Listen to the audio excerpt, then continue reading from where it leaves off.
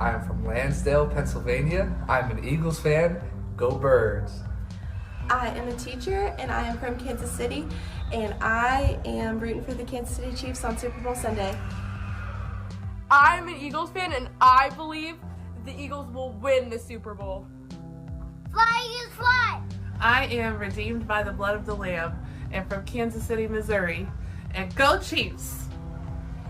I'm a Chief fan! We're going to win the Super Bowl! Woohoo!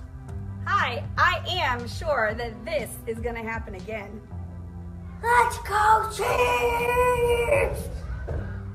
I am a Philadelphia Eagles fan that grew up right outside of Philly in Turnersville, New Jersey. And even if the Eagles should for some reason not win the big game today, I am a winner in Christ.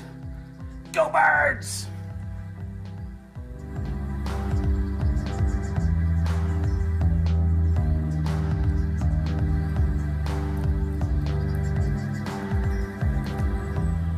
Who am I?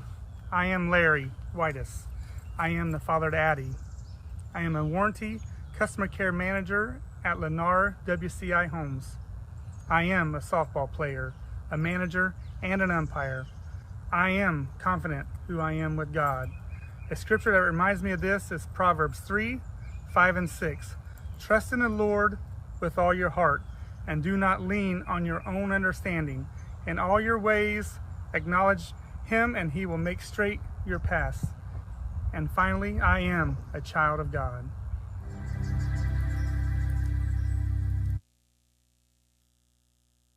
God. Good morning, Crosspoint. Great to see you. And Larry, thank you for that testimony. We affirm your faith. Woo!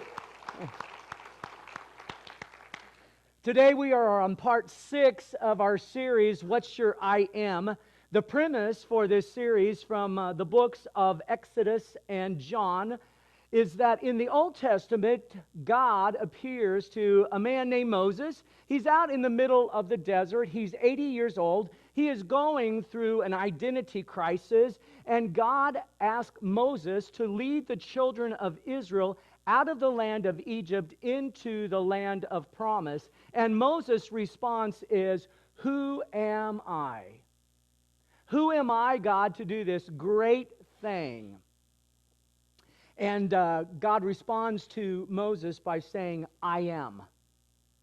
In other words, Moses, you don't have to worry about who you are, because I am the great I am, and if you'll get to know me, you will discover who you are in me, and you'll discover that I have given you everything you need to accomplish what I have called you to do.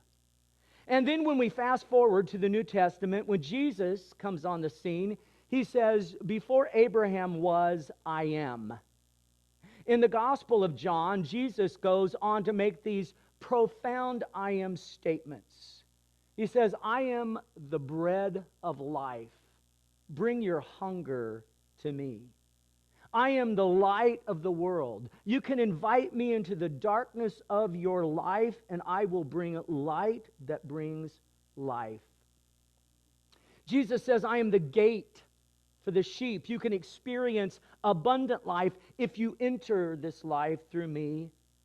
I am the good shepherd. I give my life for my sheep." And here is the I am statement that we're going to talk about today. Jesus says, "I am the way, I am the truth, and I am the life."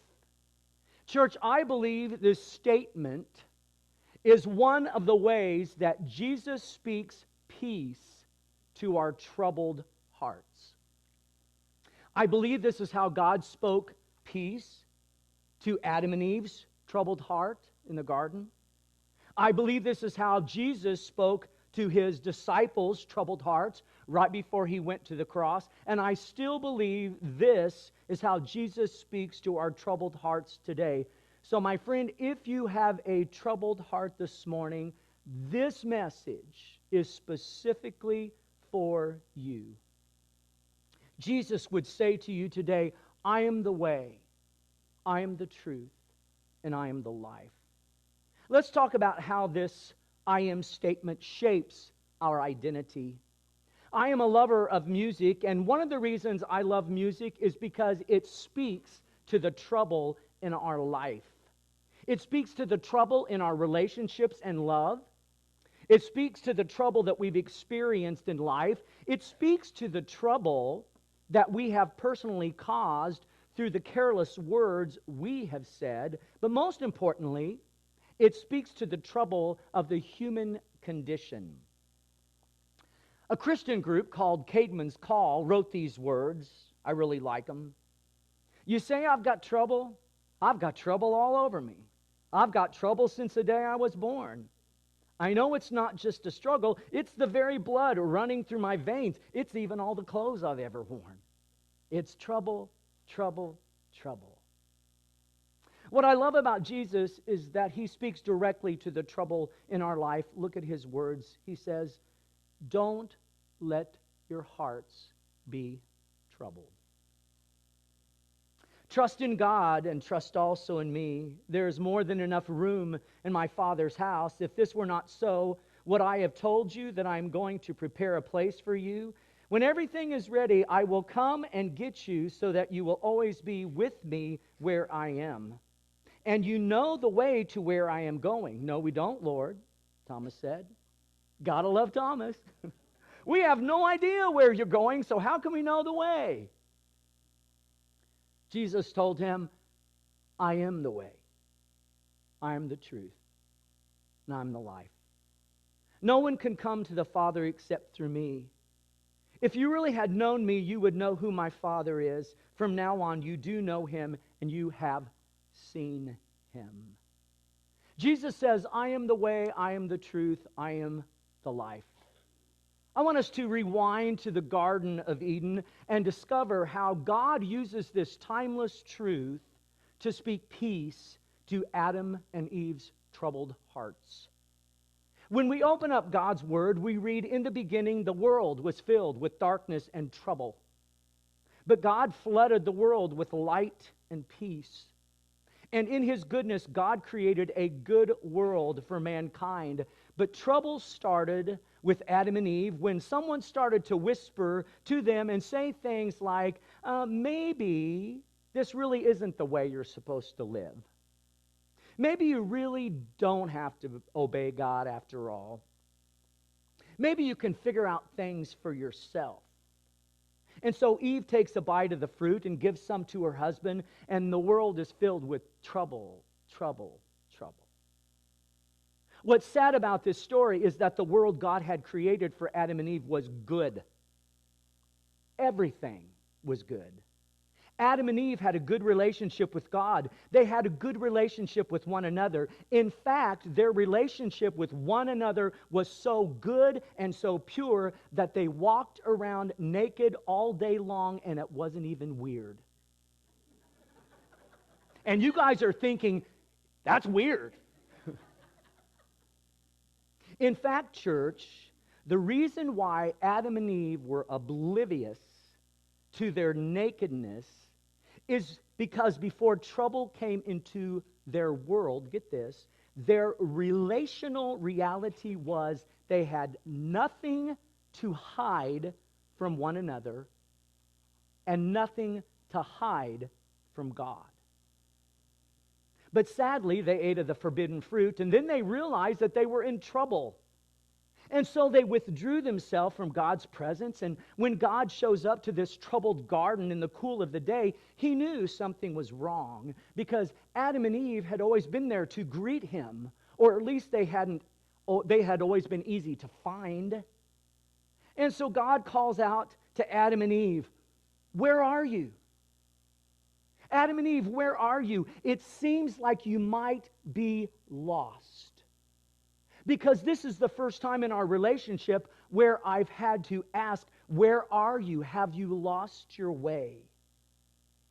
And when God finally finds them, he asked them where they had been. And they said, "We heard you walking in the garden, and so we hid. We were naked and afraid." Adam and Eve were the first people on that TV show, naked and afraid. Some of you go, "I don't know what you're talking about." And church, This makes sense to us today, but this did not make any sense at all in God's perfect world.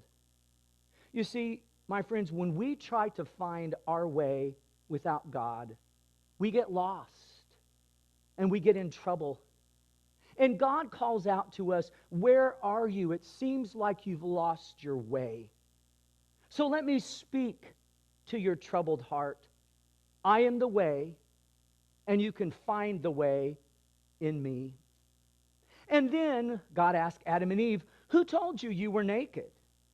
And here's what's interesting. God didn't say this to try to shame them.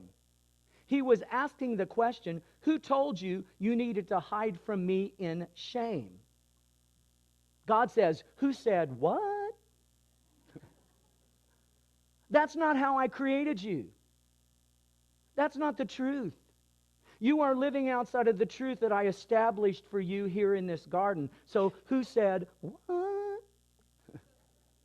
And Adam says, well, there was this snake and this woman you gave me ate some of the fruit and then gave me some. And Adam starts making all these excuses and blaming everybody else. Sounds familiar, doesn't it? My friend, when you and I try to find truth without God, we never find it. And then when we find ourselves in trouble and God says to us, who said what?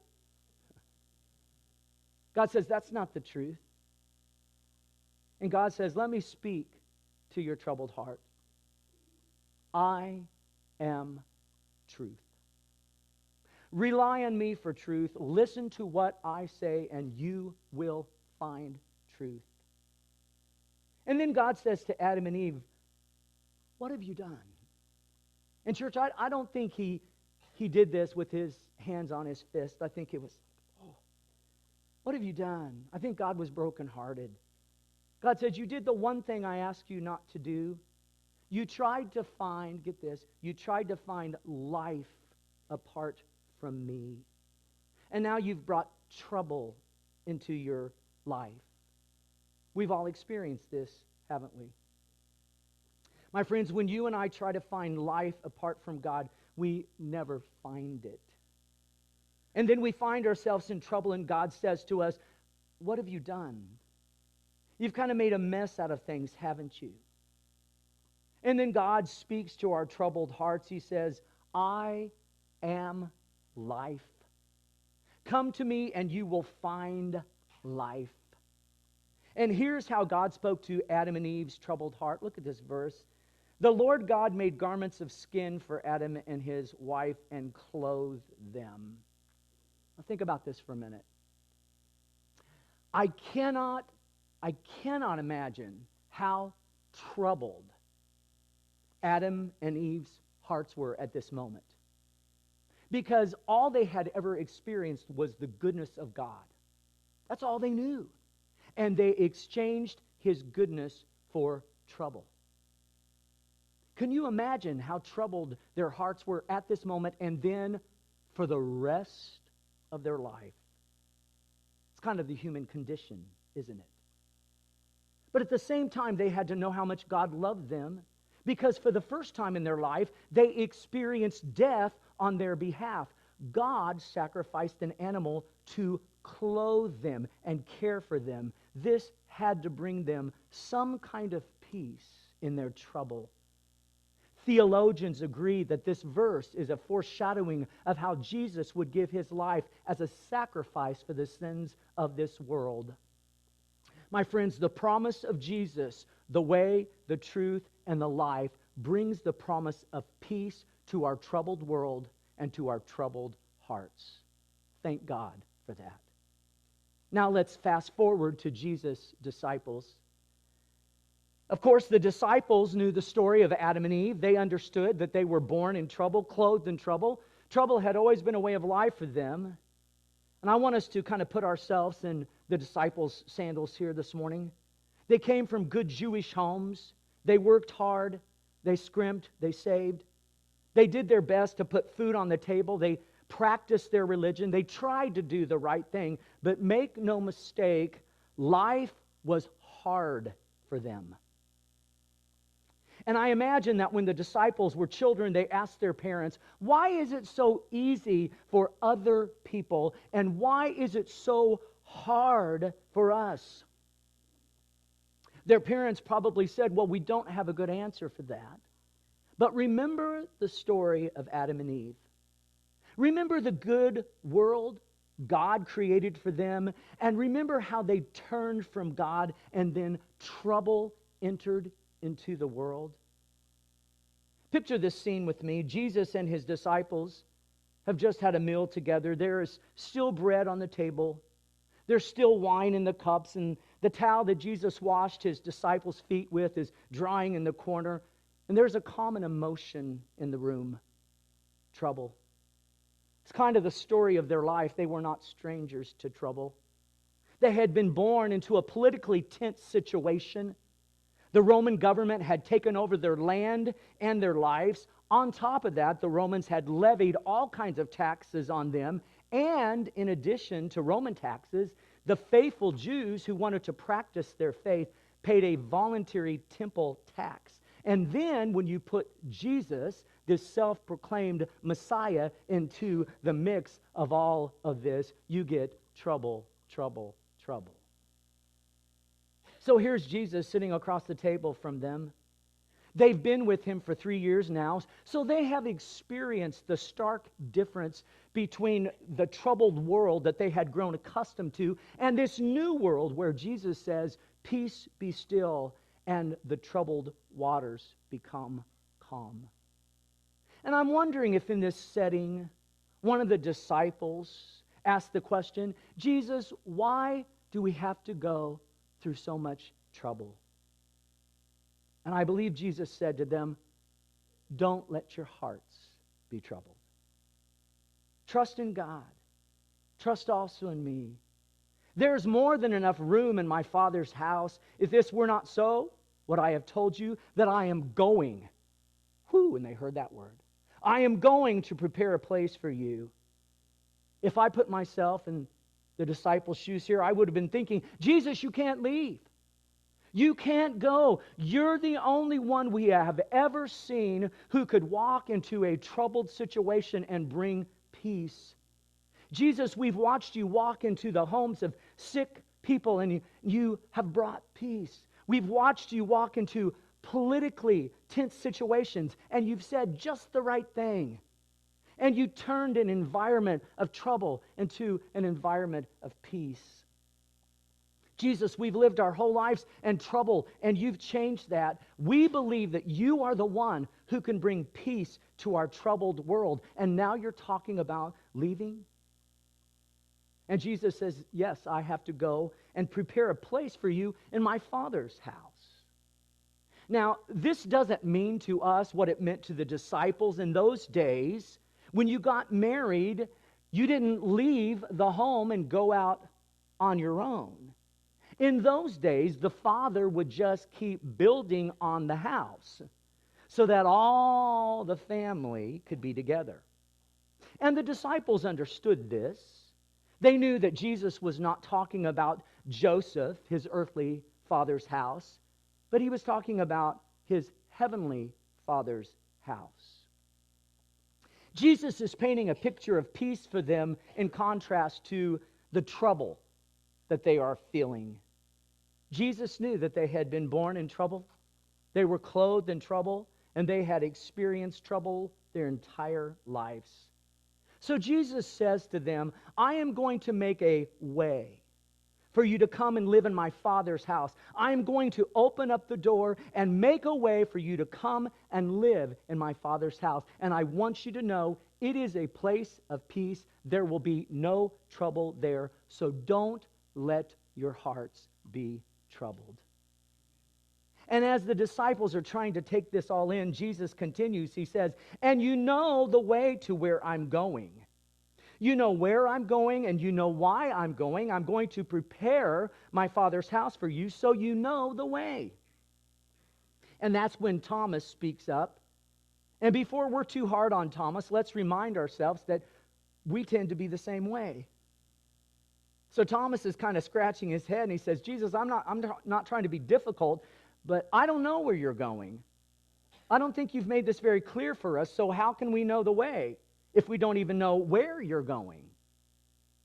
And then Jesus makes this profound statement.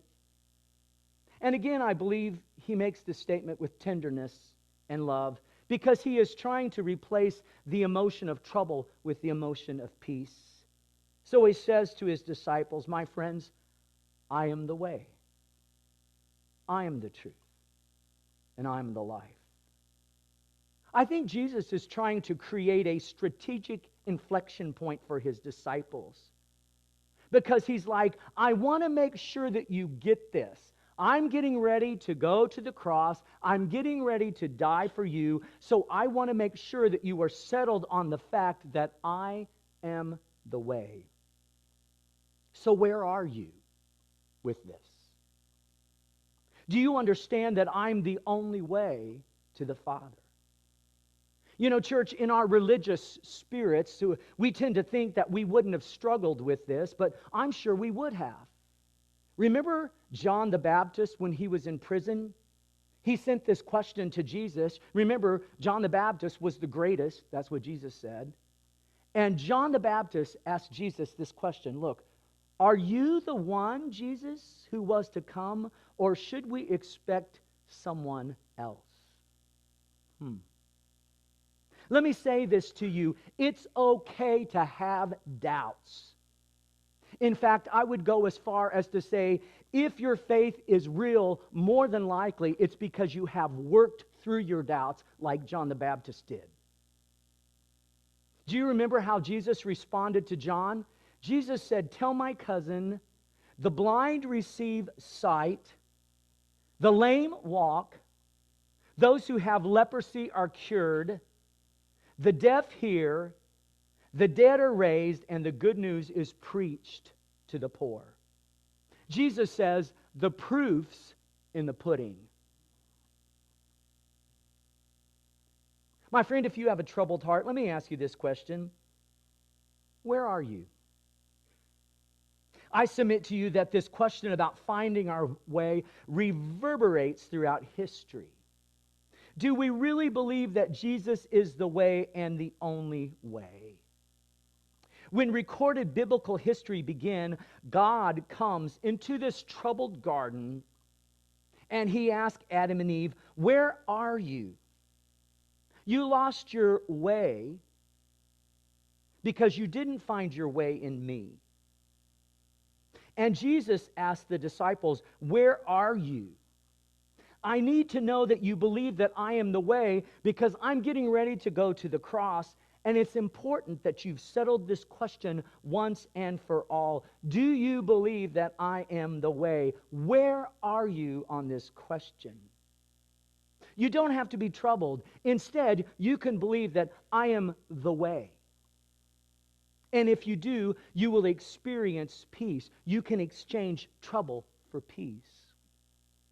You know, it's so interesting as a pastor. I speak to people all the time who say, at one time I believed, but for one reason or another, they withdrew themselves from God's presence. They intentionally distanced themselves from God and His people. And when I ask them, can you tell me about your spiritual life? Do you know what a lot of them say? They say, I feel lost. I'm not sure what I believe. In other words, I'm not convinced that Jesus is the way and the only way. My friend, if you have a troubled heart today, draw near to God. Because if you do, He will draw near to you. The best thing we can do is put ourselves in God's presence and say, Jesus, I have a troubled heart, but I do believe that you are the way. You are the only way. And forgive me for trying to find a way without you, because without you there is no way. There's no going in my life without you, Jesus. I love the song that says, I don't want to go somewhere if I know that you're not there, because I know my life without you is a lie. My friends, when we know that Jesus is the way, and when we live like Jesus is the way, it shapes our identity because we realize that Jesus is our true north. So here's Jesus sitting across the table from his disciples. There's still bread on the table.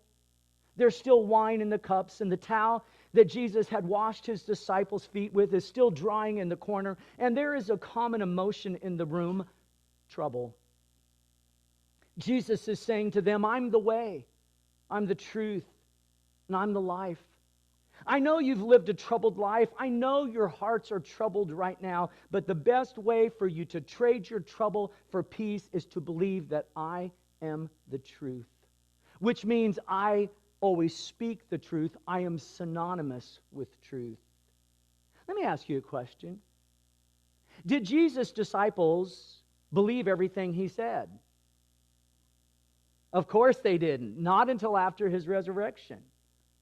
Think about it. How many times did Jesus say to his disciples, I want you to know that I'm going to die, but I'm going to rise again? Obviously, they didn't believe him. Otherwise, they wouldn't have been shocked by his death and suspicious of his resurrection. My friend, if you have a troubled heart, let me ask you this question. Who is the ultimate voice of truth in your life? Who gets to say what's what in your life? Who said, what? This question about truth reverberates throughout history. Do we really believe that Jesus is the truth and the absolute truth? When God comes to Adam and Eve in the garden and they start talking about being naked, God says to them, who told you that you were naked? Who said, what? You believed a lie. And you believed a lie because you didn't believe that I am the truth. Wow. Jesus asked his disciples, who gets to say what's what in your life? Who is the ultimate voice of truth? When Jesus makes this profound statement, I am the way, I am the truth, I am the life, he is saying, I really need to know that you believe that I am the truth, because I'm getting ready to go to the cross, and it's important that you've settled this question once and for all. Do you believe that I am the truth? Who says what's what in your life? Jesus says to his disciples, and he says to us today, my friends, you don't have to be troubled. Instead, you can believe that I am the way and I am the truth. And if you believe that I am the truth, you can exchange your trouble for peace. Jesus is saying to his disciples and saying to us, you don't have to go searching for truth. I am truth. Now, church, think about this in contrast to all the troubled people in our troubled world today who are trying to figure out the truth, and they can't put their finger on it. There are so many self-appointed gurus and social media influencers who say to us, I'm going to tell you the truth. Or they say, let me give you a bit of truth. Have you ever noticed people say that? Let me give you a bit of truth. Church, truth has never been about a bit of information. Okay? When I talk to you about Jesus, I'm not telling the truth about Jesus, and I'm not giving you a bit of truth. Jesus is truth. Truth is a person. Jesus is truth. Truth is found in Jesus and Jesus alone. And here's what this means for us today. In this troubled world that causes our hearts to be troubled, my friends, Jesus still speaks peace to our troubled hearts. How does he do that? He does that because he always speaks truth. And when we believe that Jesus is truth, it shapes our identity. We become children of God, shaped by the truth. My friend, if you have a troubled heart this morning, maybe God would ask you the same question he asked Adam and Eve in the garden. What have you done? This question makes us uncomfortable. Let's just be honest about that, okay? But this question, what have you done, my friends, it's about life. And it reverberates throughout history. And the reason it's so important is because it's so relevant.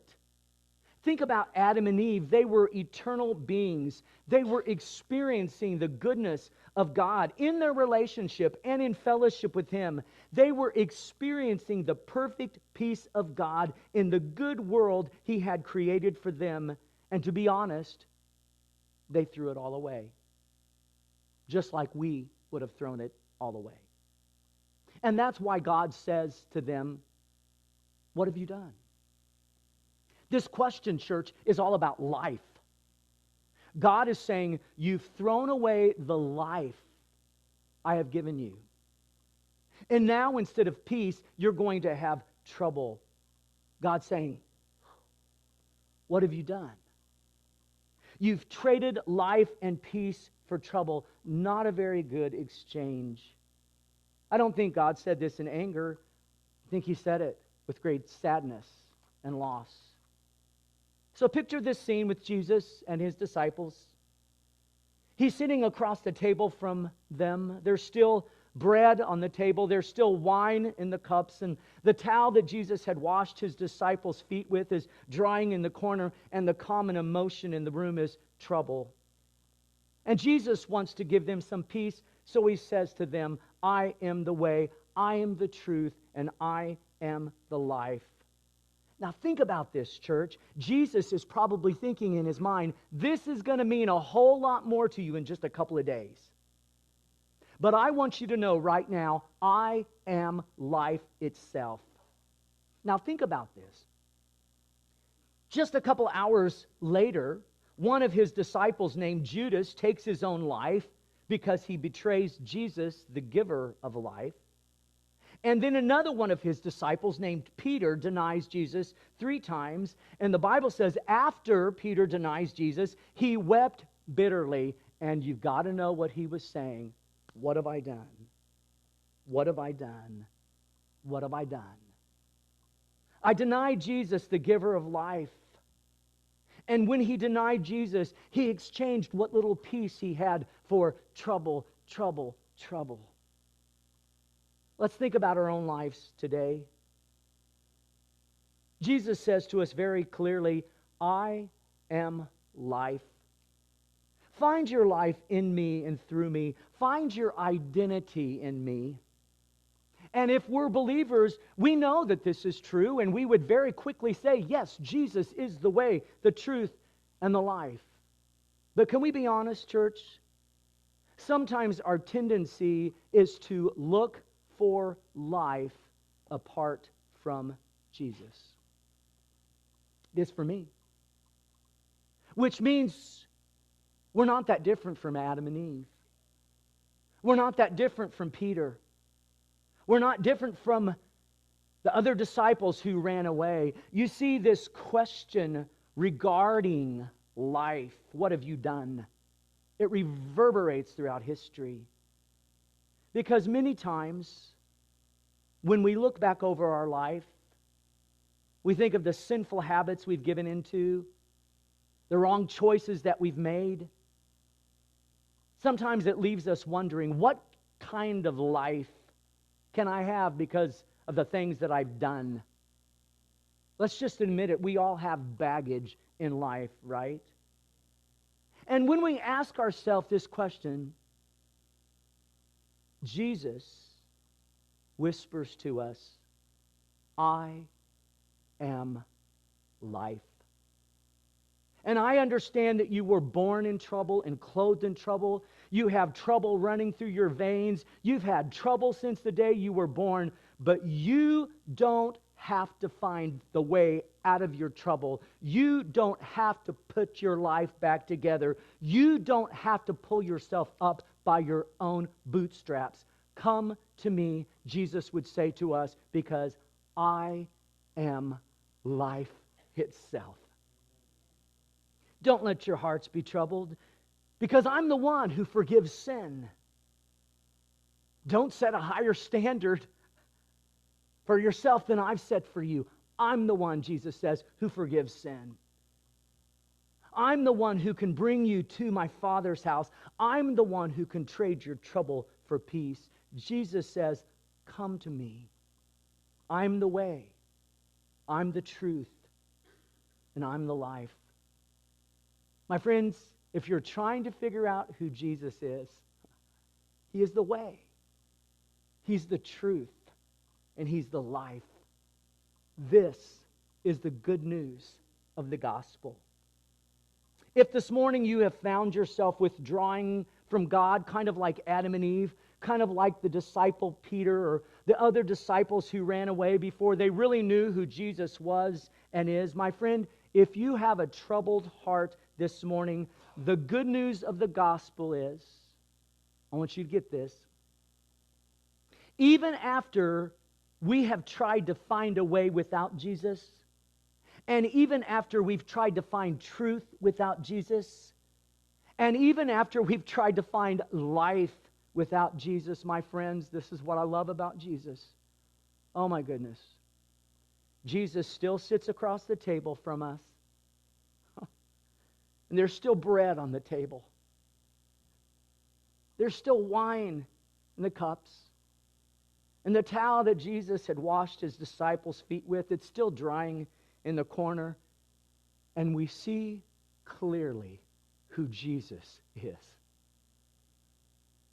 But the emotion we feel is not really any different from the disciples. We find ourselves troubled. But Jesus wants to give us peace. And so he says to us, I'm the way, I'm the truth, and I'm the life. Don't be troubled. Trade your trouble for peace.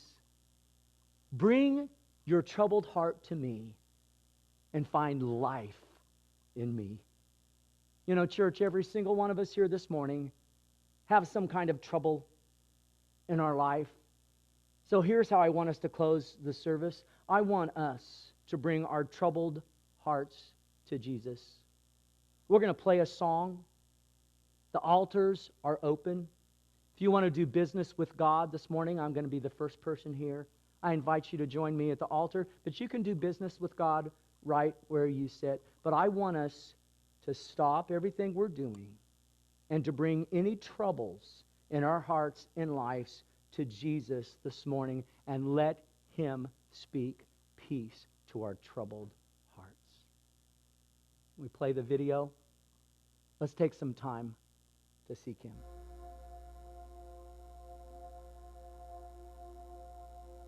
Here's my heart, Lord. Here's my heart, Lord. Here's my heart, Lord. Speak what is true. Here's my heart, Lord. Here's my heart, Lord. Here's my heart, Lord. Speak what is true. I am found, I am yours, I am loved,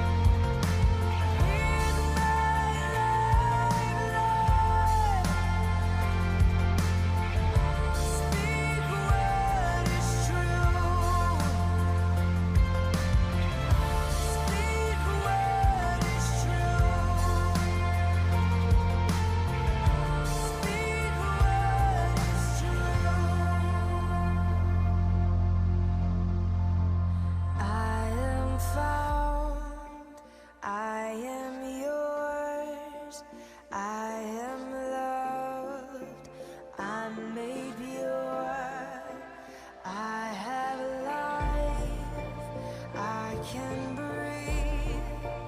I am healed. I am free.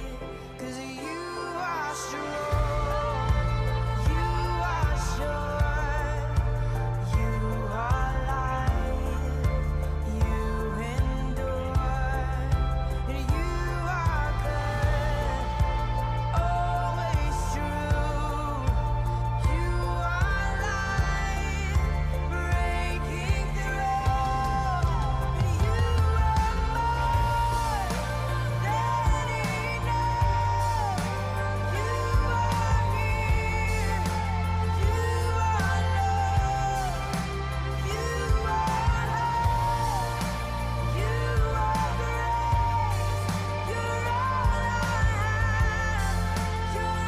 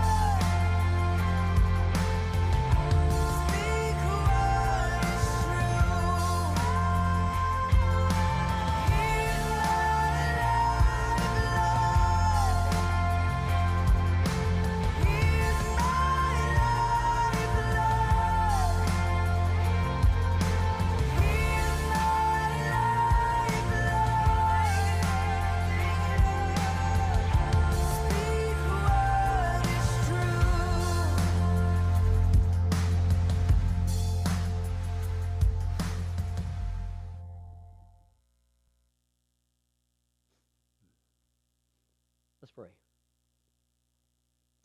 Jesus, you are the way. You are the truth and you are the life.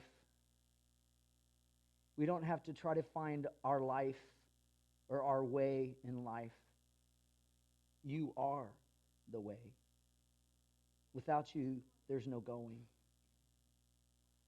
And we don't have to seek for truth. You are truth. And we don't have to look for life apart from you. You are life. May we in greater measure find our identity in you, the way, the truth, and the life. And Jesus, when our troubled hearts cause us to pull away from you, would you bring this I am statement to our mind? And Holy Spirit, would you speak these words to us and we would remember who Jesus is? You are the way. You are the truth. And you are life itself. Teach us to exchange our trouble for your peace. We pray this in Jesus' name. And all God's people said, amen. I get to say the last thing today. Go Chiefs.